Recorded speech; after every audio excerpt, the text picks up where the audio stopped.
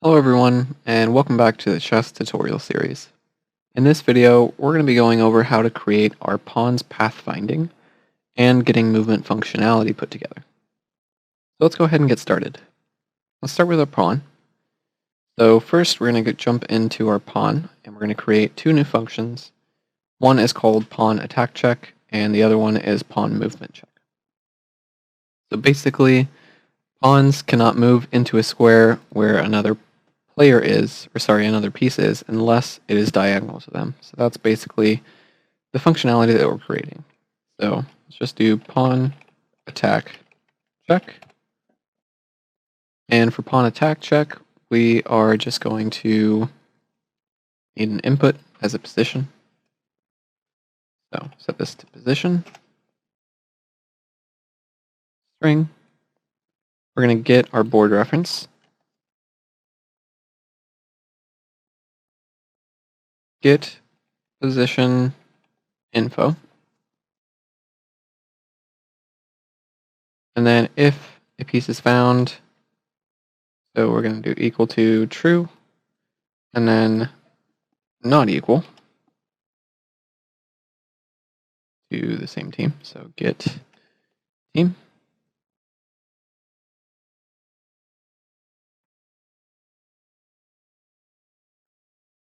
And there we go. And this is going to be our punch attack check. So basically this is get the position. If there is a piece found and it's not the same team, then you can attack. Okay. And then we're just going to make sure this is a pure function. Save, compile, and we can move on to the pawn movement check. So pawn movement check. We're basically just going to delete all of this, and then piece found, not, and return that. Okay. So next, we're going to actually set up the pathfinding for the pawn. So we're going to go into our functions. We're going to select override, and then we're going to override get all possible moves. Okay. So we actually need one more variable here. We need to jump into our piece parent. We need to create a new Boolean called has moved. We're actually going to put this into a data category as well as is selected and that. Okay. So by default, it'll be false. When we move it, we'll change it to true. So back over here and get all possible moves, we are going to get has moved. And then we are going to find valid path. Okay. So I'm going to select from here. And if they have moved, we're going to set this to 1. And if not, we'll set it to false.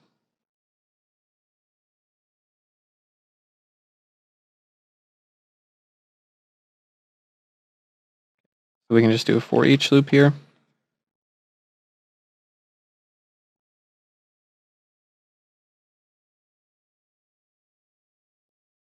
And then this is for a movement. So we're going to do our pawn movement check. And if this is true, we're going to get our local variable, get local array. Looks like it's not showing up, so let's just go ahead and create a new local variable, local array. Make it a string array. And we can add to it. So if this is true, we will add it to our local array.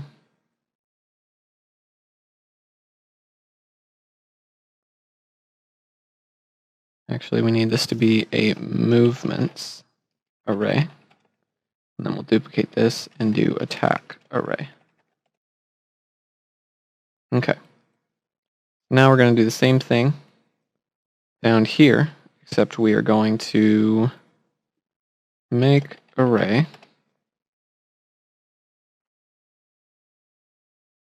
literal direction enum. Then we can just add a pin, change one of them so it doesn't disappear, and there we go. So the two pins that we want are forward left and forward right. We're going to do a for each loop on these.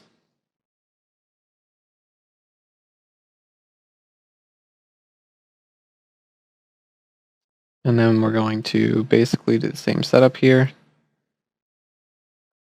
So we need a find valid path.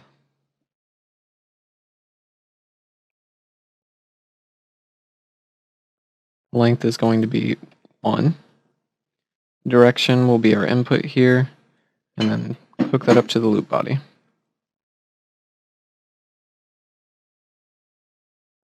Okay, and then all we're going to do is change out the attack check with the movement. Sorry, the movement with the attack check. And then we can go ahead and save, compile, and make sure one more thing is working. Let's change out the movement array for the attack array. And there we go. So now all we need to do is grab our movements, grab the attacks. We're going to clean position array 2 times. And then let's hook these up.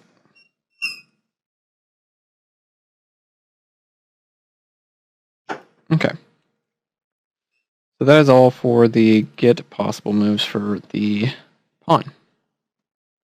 So now what we're going to do is we are going to jump into our chessboard. So let's go ahead and open up chessboard. There it is.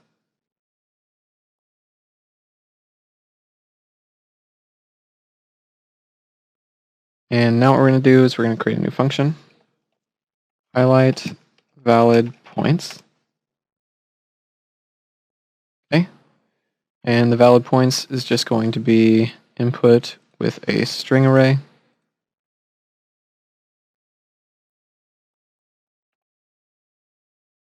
Okay. There we go. Then we need another function called onPieceSelected.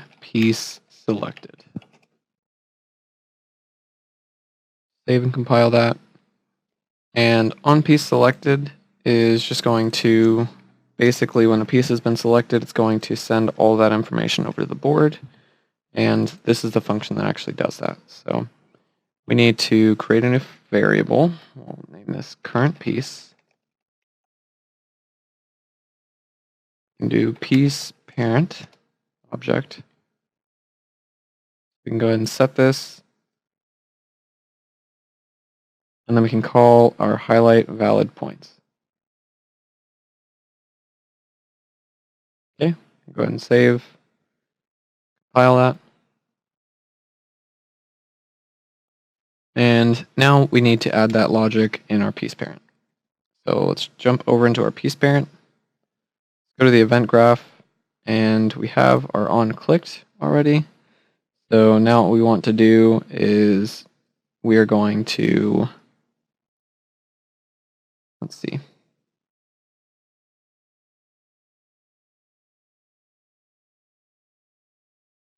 We are just going to get all possible moves.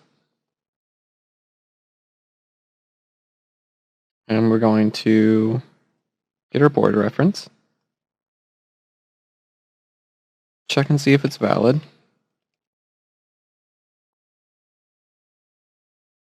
If it is valid, then we are going to onPieceSelected.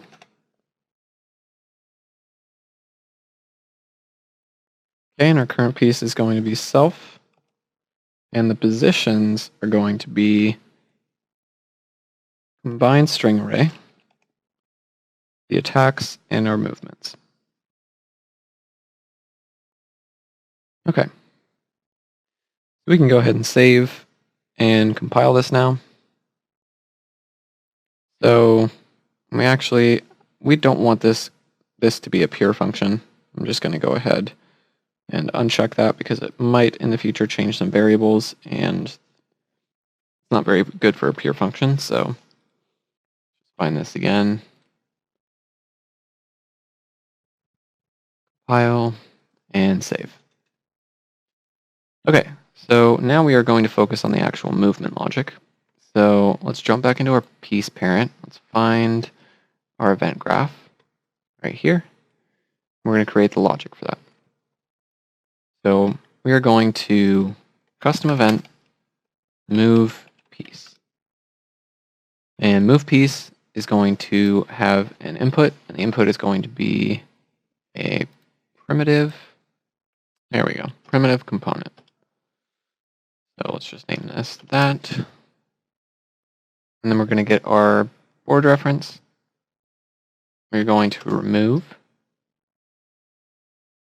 in our board reference, get all pieces. We're going to remove current position. Okay. We're going to set has moved to true. And then we are going to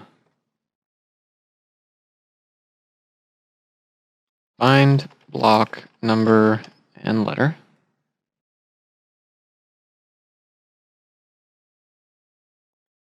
We need to set our current position.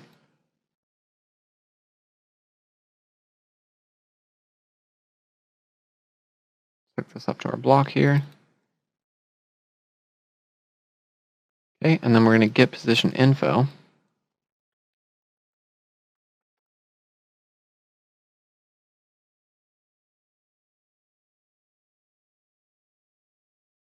And then if a piece is found,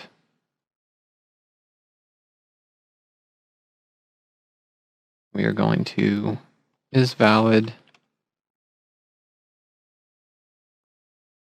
destroy.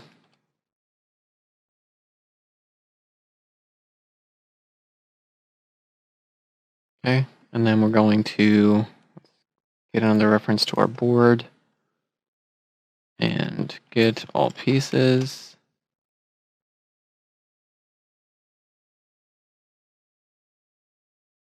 And then let's just go ahead and remove. Okay, so I'm just going to remove this. And then let's go ahead and grab this position that we had, reroute it over this way, and then plug that into the remove. Okay, and then we are going to add at the position, and then self. We're going to plug this into this. We're going to plug this into the is not valid, and we'll plug this into the piece found right there. Okay, so next thing we're going to do is we're going to create a timeline to move our piece from one place to the other. So just type in timeline right here, movement timeline. Then we're going to click play from start. Double click in here, create a new float track, one value at 0 and 0, and then the other value at 1 and 1. I'm going to set the length to 1, and then we can go back to the event graph. Okay, so from here, we are just going to set actor location. I'm going to put this on the update. We're going to lerp. Okay, and we're going to plug A into our world location of the block. So we need to reroute this down here.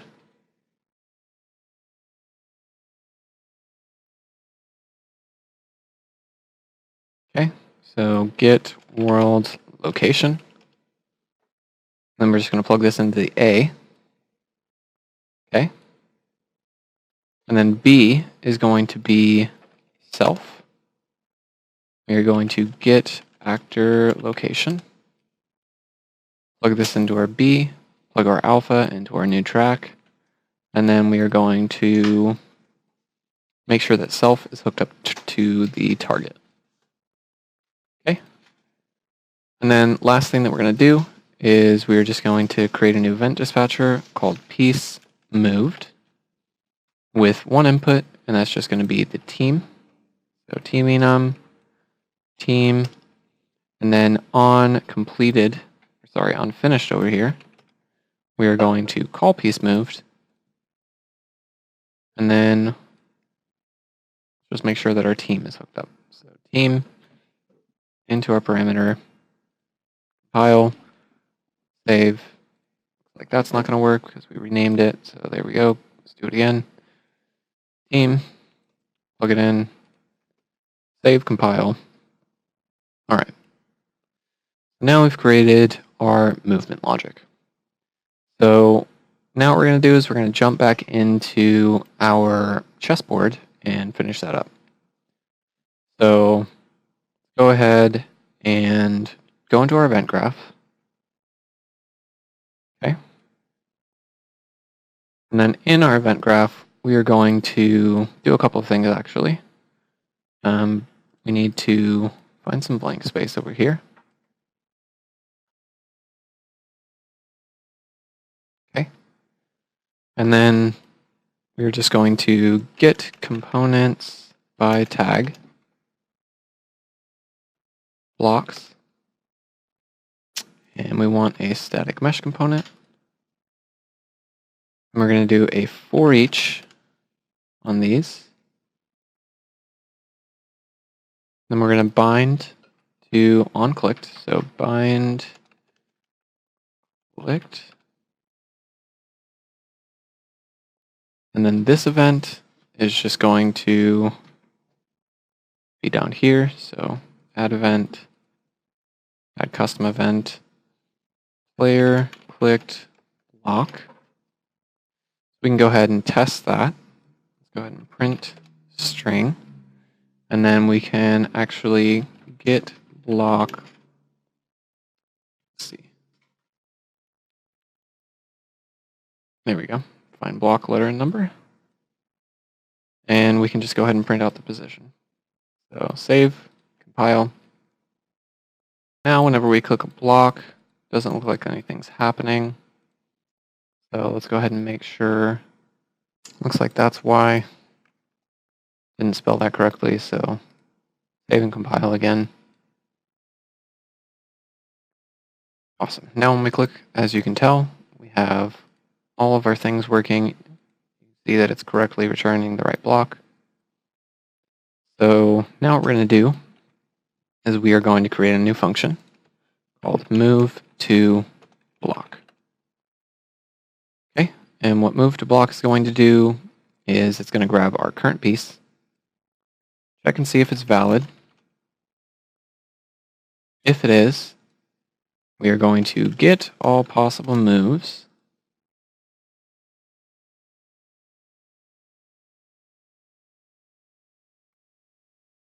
Okay.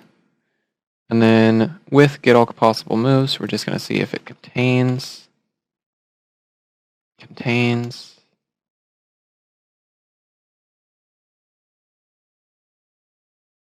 Okay.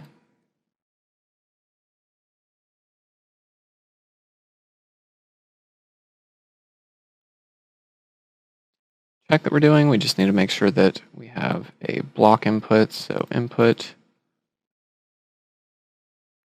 primitive component block. Reroute this. Find block letter and number. Basically what this is doing is checking to see if our current piece has the selected block in its positions array. And if so, we're going to go ahead and allow it to move. So just click here, reroute that.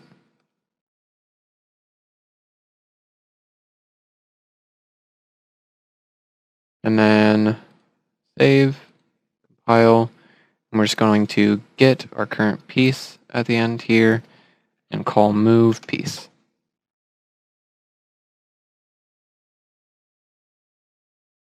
Okay.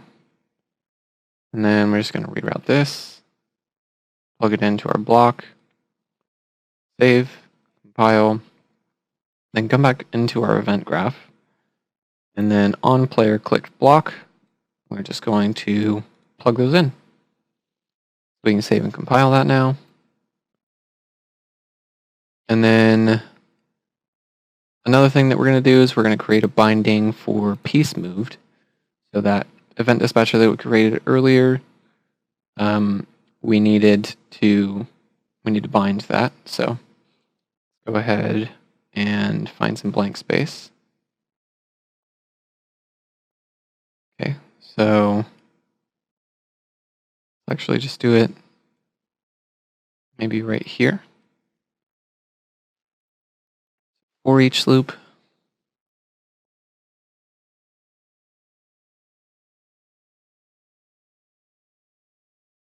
And then on our for each loop, bind event piece moved. There we go.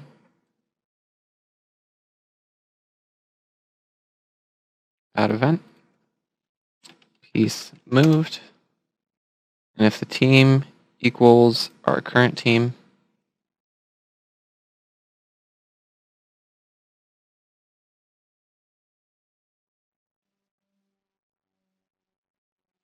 we're actually going to call end turn. We'll just put that in there. I'm not going to do anything with it yet. We're just going to call it. Make sure we're calling the init moves, or sorry, init pieces before any of this is happening. Do a short delay, and then everything else. And then we are going to get player controller, cast to chess PC,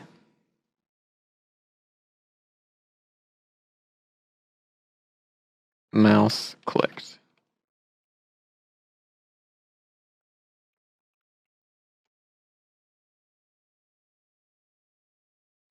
And then on mouse clicked, all we're going to do is set current piece to nil. That's the end of this video, everyone. I hope you learned something new. In the next video, we'll go over path highlighting and more pathfinding. Thanks for watching. I'll see you next time.